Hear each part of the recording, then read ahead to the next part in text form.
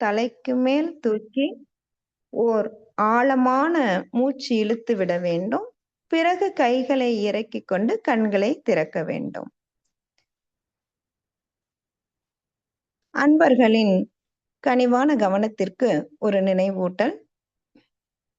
வாழ்க வளமுடன். அருள் தந்தை வேதாத்திரி மகரிஷி அவர்கள் தனி மனிதன் அமைதி பெறுவதற்காக உடல் நலத்திற்கும் உடற்பயிற்சி, உயிர் பலம் பெற காயகல்ப பயிற்சி, மன அமைதி பெற அகத்தவம் மற்றும் அகத்தாய்வு பயிற்சிகளை அளித்துள்ளார்கள். இத்தகைய சிறப்பான மனவளக்கலை என்னும் வாழ்க்கை கல்வியை உலக சமுதாய சேவா சங்கம் ஸ்கை யோகா இணைய வழியே 12 நாட்கள் அடிப்படை பயிற்சியாகவும் அதனைத் தொடர்ந்து 4 மாதங்கள் சான்றிதழ் கல்வியாகவும் நம் இல்லம் தேடி வந்து கொண்டிருக்கிறது. இந்த சிறப்பான செய்தியினை நமது உறவுகளிடமும் நட்புகளிடமும் பகிர்ந்து அனைவரும் உடல் நலத்துடன் ஆரோக்கியமாக அமைதியாக வாழ நம்மால் ஆன சிறு உதவியினை செய்வோம். மகரிஷியின் கனவாம் உலக அமைதிக்கு நம்மால் இயன்ற சிறு தொண்டினை செய்து குருவின் கனவினை நனவாக்குவோம். மேலும் விவரங்களுக்கு குண்டலினி யோகா edu.in இணையதளத்திற்கு செல்லவும். வாழ்க வளமுடன். அன்பானவர்களே, தவத்தினை தொடர்ந்து ஒளி வீசும் எதிர்காலம் என்ற தலைப்பில் சிந்தனை விருந்து வழங்க பேராசிரியர் அருள்நிதி குந்தவை அவர்களை அன்புடன் அழைத்து அமர்கிறோம். வாழ்க வளமுடன். வாழ்க வளமுடன் அம்மா. இன்றைக்கு நமக்கு மிகச்சிறந்த முறையில் சாந்தி தவம் நடத்திய ஆசிரியரை வாழ்த்துவோம். இன்றைக்கு மிகச்சிறந்த முறையில் நமக்கு தவம் நடத்த பேராசிரியர் அருள்நிதி லீலாவதி அம்மா அவர்களும் அவர் தம் அன்பு குடும்பமும் அருட்பேராற்றல் கருணையினால் உடல்நலம், நீளாயில், நிறை செல்வம், இயற்புகள், மெய்ஞானம் ஓங்கி வாழ்க வளமுடன். நன்றிகள் அம்மா. வாழ்க வளமுடன். வாழ்க வையகம், வாழ்க வையகம், வாழ்க வளமுடன். குரு புகழ் வாழ்க, குருவே துணை. வேதாத்திரியம் வாழ்க வளமுடன். அனைவருக்கும் இனிய மாலை வணக்கங்களும் வாழ்க வளங்கள் வாழ்த்துக்களும். நாம் இன்றைக்கு சிந்திக்க இருக்கும் தலைப்பும் ஒளி வீசும் எதிர்காலம். அந்த ஒளி வீசும் எதிர்காலம் என்பது என்னங்க? அது நம்ம கையில தான் இருக்குது. பெரிய வீடு, வாகனம், ஹை பேங்க் பேலன்ஸ், எல்லாமே செல்வங்கள், எந்த ஒரு செல்வங்கள் எல்லாமே இருந்துட்டா நம்ம வாழ்க்கையை வந்து ஒளி வீசுமா? அது மட்டும் பத்தாது. நேற்று நடந்தது என்ன? நல்லவையாக நடந்தது. இன்று நடப்பதும் நல்லவையாக நடக்கும். நாளை நடக்க இருப்பதும் நல்லவையாகவே இருக்கட்டும் அப்படின்னு நினைச்சாலே நம்முடைய வாழ்க்கை பிரகாசமானதாகவே நம்முடைய வாழ்க்கை மாறும்.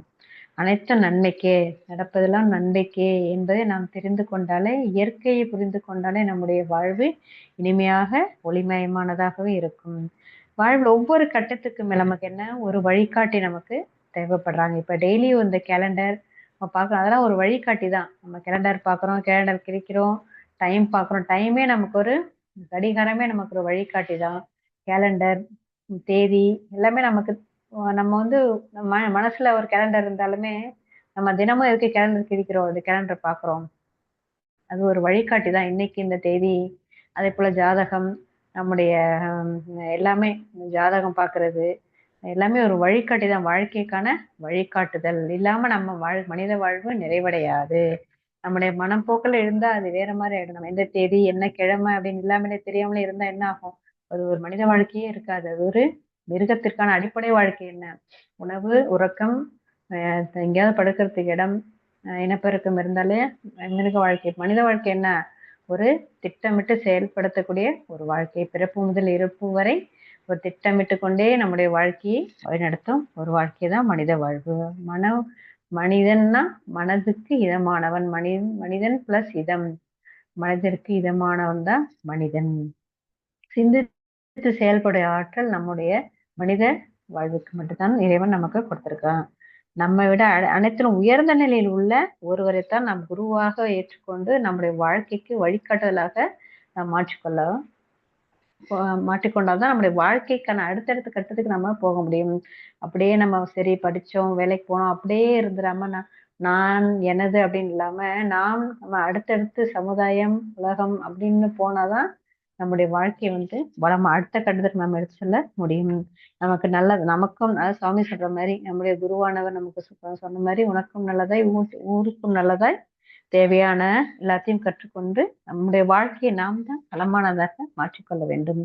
நம்முடைய வாழ்க்கை இனிமையாக மாற என்ன, நம்முடைய எண்ணம் சொல் செயல் தான் முதலில் அதுக்கு முக்கியம். எண்ணம் என்ன, மனிதன் செய்யும் எல்லா செயல்களுக்கும் அந்த ஒரு எண்ணம் தான் அடிப்படை காரணம். மனிதன் வாழ்க்கை உயர்வுக்கே மனிதனுடைய அந்த எண்ணம் தான். அவரவர் வாழ்க்கையின் சிற்பி அவரவர் எண்ணங்களே அப்படின்னு சுவாமிஜி நமக்கு சொல்லியிருக்காங்க. அது எண்ணம் சொல் செயல் அது சரியானதாக இருந்தாலே நம்முடைய வாழ்க்கை இனிதாக மாறும். எண்ணமே நம் வாழ்வை தீர்மானிக்கும். அவரவர் வாழ்வின் உயர்வும் தாழ்வும் அந்த எண்ணங்கள் தான். என்ன சொல்றாங்க, நான் உண்ணும் உணவு உடல் மட்டும்தான் வேலை செய்யுமா, நம்முடைய எண்ணம் 7 பிறப்புமே வேலை செய்யுமா. இப்ப நம்ம ஒரு பிறவியில நம்ம ஒரு எண்ணம் எழுந்துன்னு வச்சுக்க, நல்ல எண்ணமாக இருந்தாலும் தீய எண்ணமாக இருந்தாலும் அது செயல்படாம இருந்தாலுமே அதே ஜென்மத்தில் இருந்தாலும் நம்முடைய அடுத்தடுத்த நம்முடைய குழந்தைகள் மூலம் அடுத்த எண்ணமாக செயல்பட்டு அது வாழ்க்கைக்கு அது நல்ல எண்ணமா இருந்தால் நல்லவையாகவும் தீய எண்ணமாக தீவையாகவும் 7 பிறப்பும் தொடரும் அப்படின்னு சொல்லி அந்த எண்ணத்துடைய வலிமை அந்த அளவுக்கு.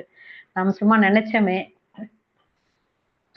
மனதால் தானே நினைச்சோம், அது செயல்படுத்தலையே அப்படின்னு சொல்லி அதை நினைச்சிட்டே இருந்தா அந்த எண்ணத்துக்கு இன்னும் வலிமை அதிகமாகி கொண்டே இருக்குமா. ஒவ்வொரு எண்ணத்திற்கும் ஒவ்வொரு செயலுக்கும் விளைவும் வரும்.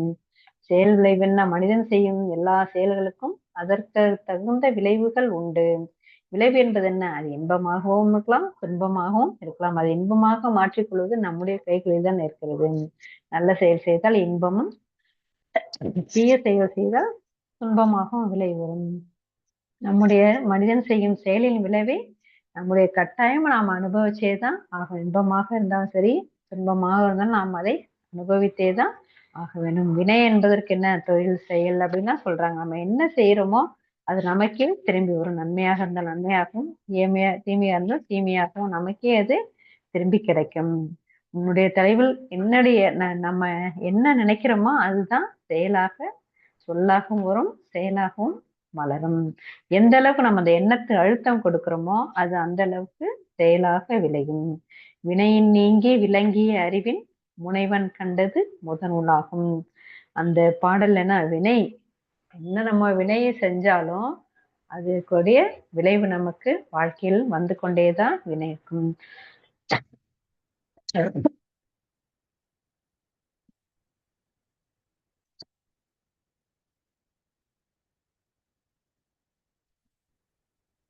நம்முடைய வாழ்க்கை ஒளிமயமாக இருக்க நம்முடைய எண்ணங்கள் தரமாக இருந்தால்தான் நம்முடைய வாழ்க்கை இன்னும் இனிமையாக மாறும். நமக்கு என்னென்ன தேவை, அதுக்கு நல்ல உடல் நலம், ஆரோக்கியமான வாழ்வு, கடன் இல்லாத வாழ்க்கை, நிம்மதியான உறக்கம், இவை இருந்தாலே நம்முடைய வாழ்க்கை சிம்பிளான அமைதியான ஒரு எளிமையான வாழ்க்கை தான். நம்முடைய குருவான மகரிஷி, நமக்கு கிடைத்த இணையிலேயே குருவாக கிடைத்த மகரிஷி எளிமையான வாழ்க்கை தான் சொல்லியிருக்காங்க. இனிமையான வாழ்க்கை வாழ்ந்து கொண்டு அவர் கொடுத்த பயிற்சிகளை நாம் செய்து கொண்டாலே நம்முடைய வாழ்க்கை இனிமையாக மாறும். நல்ல உடல்நலத்திற்கு என்ன பண்ணணும், நம்முடைய குருவர்கள் கொடுத்த உடற்பயிற்சி காயக்கல்பம், நல்ல நிம்மதியான உறக்கத்திற்கு, நிம்மதிக்கு, மன அமைதிக்கு அகத்தவம் மற்றும் அகத்தாய்வு, குரு அளித்த பயிற்சிகளை நாம் நாள்தோறும் தவறாமல் செய்து வர வர நம் உடல்நலம், மனவளம், நட்பு நலம், சமுதாய நலம் நல்லவையாக அமையும். மனதிற்கென்ன, தவம் செய்ய செய்ய, உடற்பயிற்சி செய்ய செய்ய நம்முடைய தீயவினை பதிவுகளை மனதிற்கு மன ஓர்மை, கூர்மை, ஏற்புத்தன்மை, சகிப்புத்தன்மை, பெருந்தகைமை, நுண்மான் நுழைப்புட அறிவு ஆகியவை நமக்கு அது வந்து கொண்டே இருக்கும். இதனால வாழ்க்கை இனிமையாக மாறும். அந்த ஒளிமயமான எதிர்காலம் என்ன, ஒளிமயமான எதிர்காலம் நம் உள்ளத்தில் தெரிகின்றன. நம்முடைய செய்யும் செயல்கள் தான், எண்ணம் செயல்கள் தான் நம்முடைய வாழ்க்கையை ஒளிமயமானதாக மாற்றும். அதே எண்ணமும் செயலும் வேற மாதிரி இருந்தா வாழ்க்கையை இருண்ட காலமாக நமக்கு நாளைக்கு என்ன நடக்கும் அப்படின்றதே நமக்கு தெரியாது. என்ன செய்ய போறோம் அப்படின்னு கையை நம்ம பேசிட்டு இருப்போம். ஒரே குழப்பத்திலே இருக்கும், மனக்குழப்பத்திலே அந்த வாழ்க்கையை போய்கொண்டே இருந்தால் அது என்ன ஆகும், அதுக்கு முடிவே இருக்காது. நம்முடைய செய்யும் செயல்களை தெளிவான சிந்தனை, திட்டமிட்டு செயல்படுதல் இருந்தாலே நம்முடைய வாழ்க்கை நல்லபடியாக இருக்கும். நம்முடைய குரு நமக்கு எடுத்த பயிற்சிகளையும் இரண்டொழுக்க பண்பாடு, நீ அம்மா சொன்னாங்க தவம் முடிச்சுட்டு இரண்டொழுக்க பண்பாடு, நான் எனது வாழ்நாளில் யாருடைய உடலுக்கும் மனதுக்கும் துன்பம் தரமாட்டேன், துன்பப்படுவோருக்கு என்னால் முடிந்த உதவிகளை செய்வேன். இதை ஒரு மந்திரமாகவே நாம் சொல்லிக்கொண்டே இருக்கணும். அதே போல தன் வாழ்த்து, தன்வாழ் தவம் முடிச்சு நம்ம சொல்லலாம், நம்முடைய உடல்நலம் நீலாய் நிற செல்வம் இயற்புகள் மெய்ஞானம் பெற்று ஓங்கி வாழ்வோம். நாம சொன்ன அதையும் நம்ம சொல்லிக்கிட்டே ஒரு மந்திரமாவே சொல்லிட்டே இருந்தா நம்முடைய வாழ்க்கையும் அதே போல மாறிடும். அதான் அந்த எண்ணத்தில் ஏற்பட்டு சொல்லாக மலர்ந்து செயலாக அது நம்ம வாழ்க்கையில் நடைமுறைப்படுத்தி கொண்டே இருப்போமா. நம்ம மட்டும் நம்ம சுற்றத்திலும் அந்த ஒரு வைப்பு இருந்துகிட்டே இருக்குமா. அந்த ஒரு நம்முடைய குரு சொல்லி கொடுத்த அந்த பயிற்சிகளுடைய அந்த ஒரு ஆற்றல் அப்படி. எந்த பயிற்சிகளுமே சும்மா போற போல குரு நமக்கு கொடுத்துல, எல்லாத்தையுமே ஆராய்ச்சி பண்ணிதான் நமக்கு கொடுத்துருக்காங்க. நம்ம மனவளக்கலையினும் மகா பொக்கிஷம் நம்ம பெற்றவங்க நம்ம கிட்ட இருக்குது. அதை நாம் தான் அதை எப்படி செயல்படுத்தணும் அப்படிங்கறத நம்ம கையில தான் இருக்குது. அதை செயல்படுத்த நம்முடைய வாழ்க்கை ஒளிமயமாக மாறும். அதே போல இயற்கையை உணர்ந்து கொள்ளுதல். இயற்கைனா ஒரு சின்ன ஒரு பூச்சியில இருந்து ஆரம்பிக்குது. சும்மா சாதாரண ஒரு தேனி இருக்குது. ஒரு தேனி ஒரு 5 வருஷத்துக்கு தேன் பூச்சி இல்லாம இருந்தா நம்முடைய உணவு சங்கிலி அப்படியே கட்டாயிடுவான். கிடைக்க வேண்டிய உணவு தானியங்கள், பழங்கள், காய்கறிகள் எதுவுமே கிடைக்காதான். என்ன காரணம்? அந்த தேனீக்கள் தேன் மட்டும் சேகரிக்கல, இந்த மகரந்த சேர்க்கை ஏற்படும் போதுதான் நம்முடைய நமக்கு தேவையான உணவுப் பொருட்கள் அந்த பூவாகி மொட்டாகி பூவாகி காயாகி கனியாகி நமக்கு அந்த உணவுப் பொருள் நமக்கு கிடைக்குது. 5 வருஷம் ஒரு தேனீக்கள் இல்லை அப்படின்னா மனித வாழ்க்கைக்கு உணவே இல்லாம போயிடுமா. அது அந்த இயற்கையாக இருக்கும் தேனீக்கள், மரங்கள், மழைநீர் சேகரிப்பு, காற்று மாசுபாடு அதெல்லாம் இல்லாம பார்த்துக்கிட்டு இயற்கையை உணர்ந்து இருந்தாலே நம்முடைய மனித வாழ்க்கை சிறப்பாக அமையும். அது தேன் பூச்சி பாருங்க, எந்த ஒரு வேலை நமக்கு செய்து எவ்வளவு நன்மை செய்து பாருங்க. அதே போல மரங்கள், அதே போல பறவைகள் நமக்கு எவ்வளவு நமக்கு நன்மை செய்யும். ஏதாவது ஒரு பழத்தை சாப்பிட்டு அதோடைய விதையை கொண்டு போய் எங்காவது போடுதா அது மரமாக தானா வளருது. நம்ம இது வரைக்கும் வாழ்க்கையில ஏதாவது பிரயோஜனமா மத்தவங்க ஒரு 10 பேருக்கு யூஸ் ஆகிற மரத்தை நட்டிருக்குமா இது வரைக்கும்? அது கிடையாது. பறவைகள் பாருங்க, தானா இயற்கையாகவே அது நடக்கிறது. யாராவது ட்ரைனிங் கொடுக்கல, பயிற்சி கொடுக்கல, இந்த விதையை அங்க கொண்டு போய் போட, அப்படி கிடையாது. தானாகவே சாப்பிட்டு இயற்கையா அந்த இயற்கையை உணர்ந்து நம்ம அழிக்காம அந்த மரத்தை வெட்டாம இருந்தாலே போதும். அந்த இயற்கையை உணர்ந்து கொண்டாலே போதும், நம்முடைய வாழ்க்கை சிறப்பாக அமையும். மரம் இப்ப இன்னும் 130 வருஷத்துல ஆக்சிஜனே நமக்கு இல்லாம இருக்குமா. ஒரு மரம் கிடைக்கிறதே அவ்வளவு பெரிய ஒரு அரிதான விஷயமா இருக்குமா. அதே போல மரங்களை நிறைய நம்ம நேசிச்சு அதை வெட்டாம இருந்த பாதுகாத்தாலே, இயற்கை வளத்தை பாதுகாத்தாலே மழை பெய்யும். இயற்கையாக பெய்யும் மழை, சூரிய ஒளியின் மூலம் மின்சாரம். அதை அறிவியலா சுவாமிஜி சொல்றது அதான்.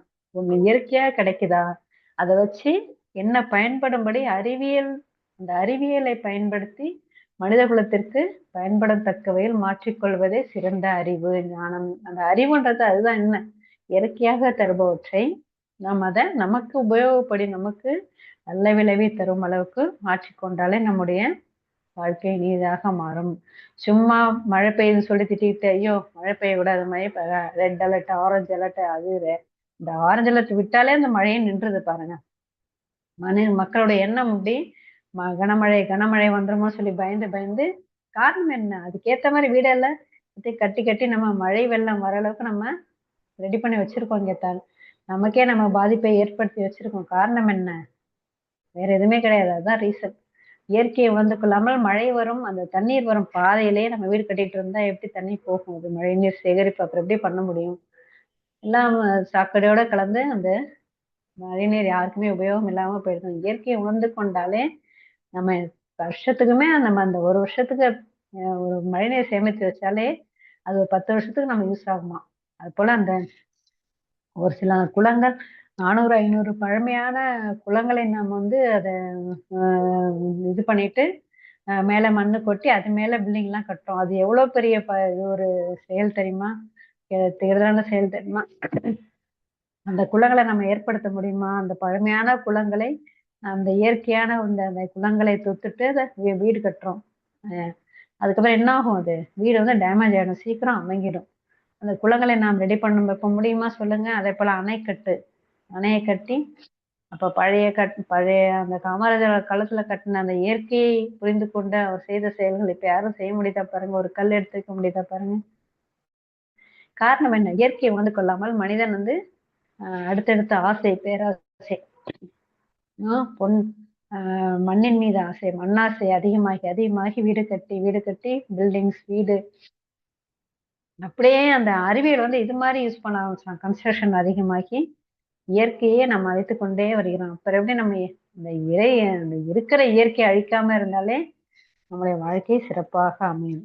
அதே போல செயல் விளைவு தத்துவம்.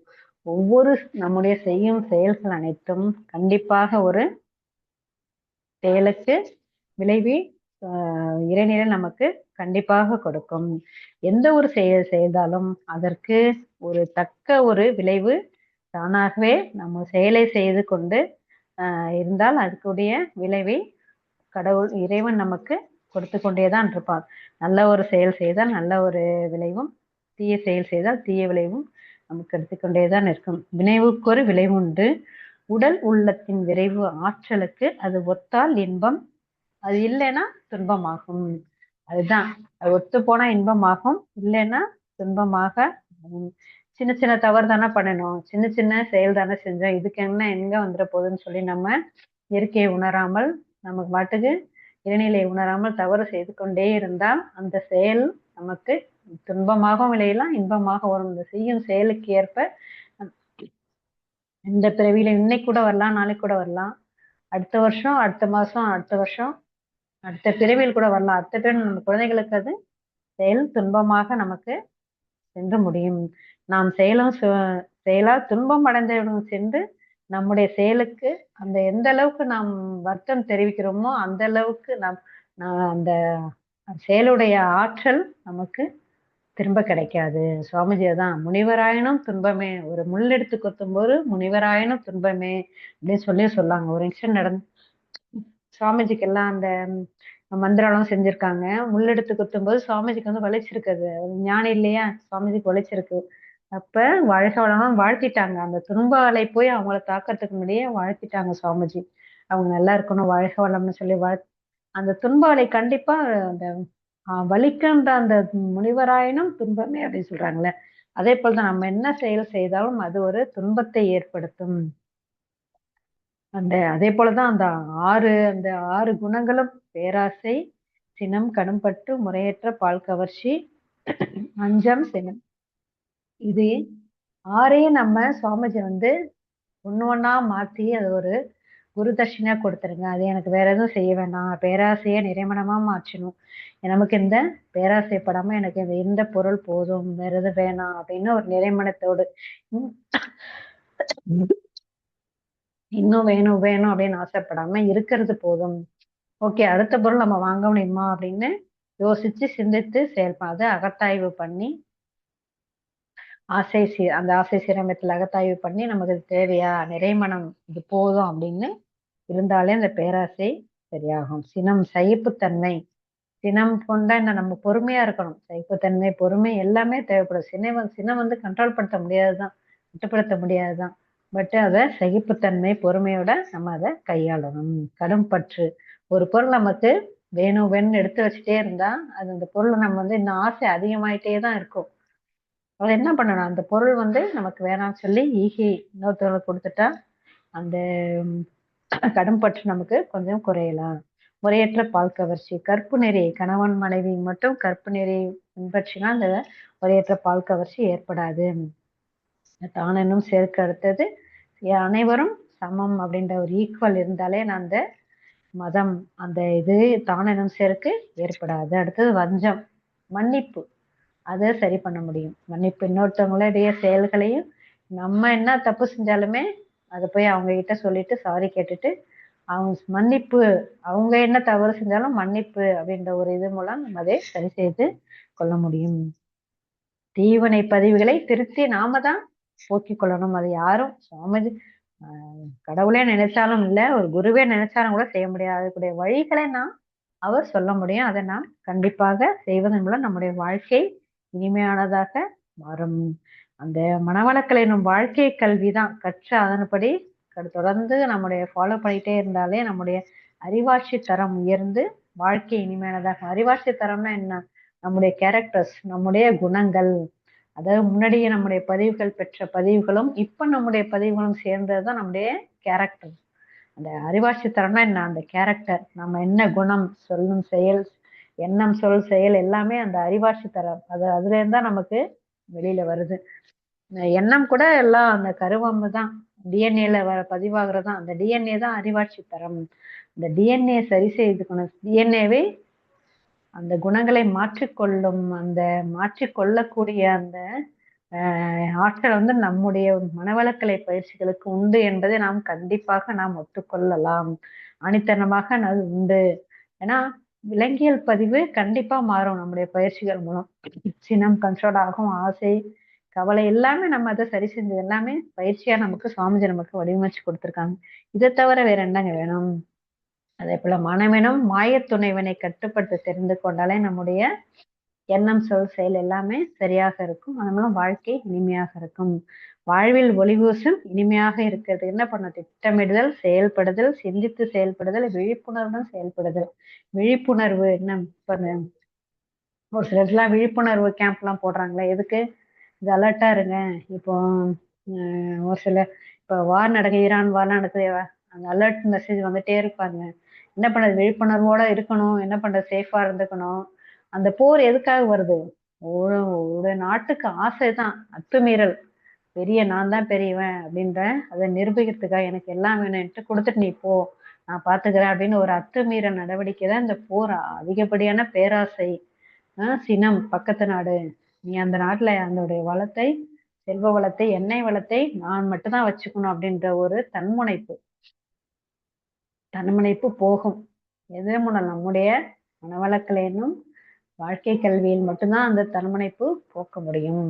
இப்ப நம்ம போய் உலகம் முழுவதும் சுவாமிஜி என்ன சொல்றாங்க? உலகம் முழுவதும் இந்த மனவளக்கலை என்னும் வாழ்க்கை கல்வியை பரப்பணும் அப்படின்னு சொல்றாங்க. அது பரப்புனா இந்த போர்லாம் நடக்கவே நடக்காது. போர் ஆயுதங்கள்லாம் சும்மா கிடக்குமா துருப்பிடிச்சு? கப்பல்ல வந்து அதெல்லாம் கப்பல் செய்ய பயன்படுத்துவோமா? தங்கத்துக்கு மதிப்பே இருக்காதான். தங்கத்தை வந்து கப்பல்ல மூலம் பூசிடுவோமா? ஸோ அந்த அளவுக்கு அந்த ஆசை, பற்று, கடும்பற்று எல்லாமே போயிடுமா அந்த மலர்ல. இந்த மனவுகளை உலகம் முழுக்க பரவினா நம்முடைய உலக மக்கள் அனைவருடைய வாழ்க்கையும் ஒளி வீசுமா.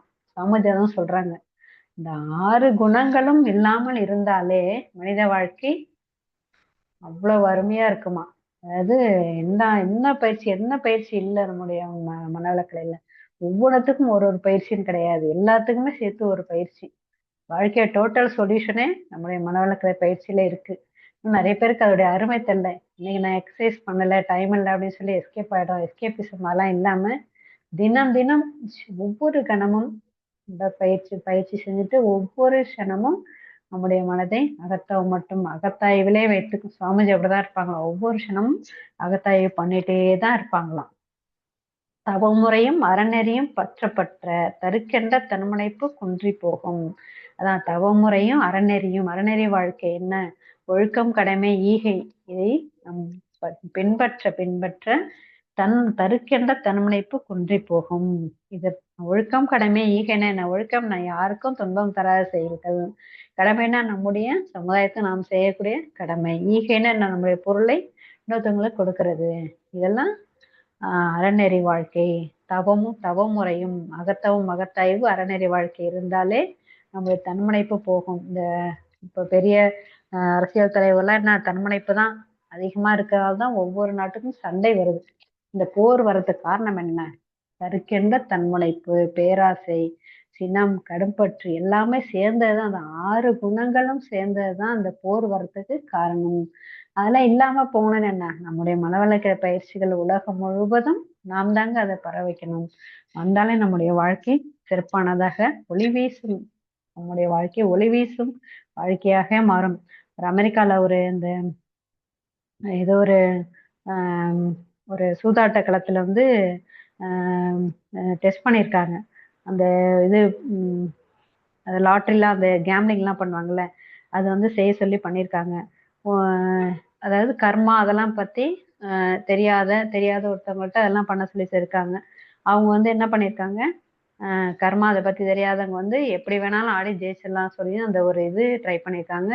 ஜெயிச்சிட்டாங்க. ஆனா தவறான குறுக்கு வழிகள் சொல்லி அதை ஜெயிச்சிட்டாங்க. அதுக்கப்புறம் கர்மா, ஊழ்வினை, செயல்விளைவு தத்துவம் அதெல்லாம் சொல்லி அவங்களுக்கு ட்ரைனிங் கொடுத்து அதுக்கப்புறம் இந்த இது கேம்பிளிங் அதை ஆட சொன்னா அந்த பின்விளைவு பத்தி யோசிச்சு அது கர்மா என்பதுக்கு பயந்து நேர்மையான முறையில் ஆடி பணம் அது ஆட்டம் வந்து தவறான ஆட்டம் தான். பட் இது கர்மா செயல் விளைவு அப்படின்றத சொல்லி அவங்க சொன்னதுக்கு அப்புறம் இது மாதிரி விளையாட ஆரம்பிச்சாங்களாம். அதுதான் எந்த ஒரு விளையாட்டாக இருந்தாலும் சரி நம்முடைய வாழ்க்கையிலும் சரி நம்ம செயலுக்கான விளைவு உண்டு என்பதை நாம் தெரிந்து நம்முடைய எண்ணங்களையும் செயல்களையும் ஒழுங்குபடுத்தினால நம்முடைய வாழ்க்கை இனிமையானதாக மாறும். சுவாமிஜி என்ன நமக்கு பயிற்சிகளை நமக்கா, அதாவது நம்ம நினைப்போம் பக்கத்து வீட்டுக்காரங்க நல்லா இருக்கும்னு நினைப்போமா, ஆனா இப்ப நினைப்போம் மனவளக்கலை வந்ததுக்கு அப்புறம் நாம நினைக்கிறோம். காரணம் என்ன? நம்முடைய பயிற்சிகள் தான் நம்ம அதை மாற்றிருக்கிறது. நம்முடைய அறிவை கொண்டு நாம் அந்த பயிற்சிகளை செய்ய செய்ய நம்முடைய வாழ்க்கை சுவாமிஜி என்ன சொல்றாங்க, அறிவு உங்களுக்கு இருக்கு, நான் வந்து கொடுத்துட்டேன், பழத்தை கொடுத்துட்டேன், அந்த பழத்தை எப்படி சாப்பிடணும் அப்படின்றது உங்களோட அறிவு தான் தீர்மானிக்கணும். பழத்தை சாப்பிடணுமா சாப்பிட வேணாமா, கசப்பா இனிப்பா, அதை தீர்மானித்துக் கொள்வது உங்களுடைய அறிவு தான் அப்படின்னு சொல்லி சாமி சொல்றாங்க. இப்ப அறிவே தெய்வம்னு சொல்றாங்க. ஒரு டாக்டர் இருக்காங்க, அவங்க உயிரை காப்பாத்துறாங்க. நம்ம என்ன சொல்றோம், ரொம்ப உங்களதான் தெய்வமா நினைக்கிறோம்னு சொல்லி கை எடுத்து கும்பிடுறோம், நீங்க தான் தெய்வம்னு சொல்றாங்க. தெய்வம்ங்கிறது என்ன? அந்த டாக்டரோட அறிவு தான் அங்க செயல்படுது தெய்வமா. அந்த தொழில் அவருடைய கற்ற அறிவு தான் உங்களுடைய தெய்வமா செயல்படுது.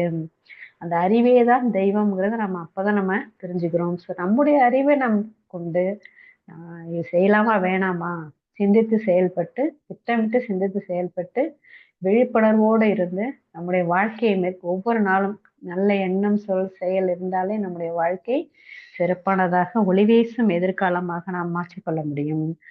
என்ன என்ன எல்லாத்துக்குமே என்ன அடிப்படை, நம்முடைய பயிற்சிகள் தான். சும்மா நம்ம டைம் பாஸ்க்காக இந்த பயிற்சியை நாம் செய்யக்கூடாது.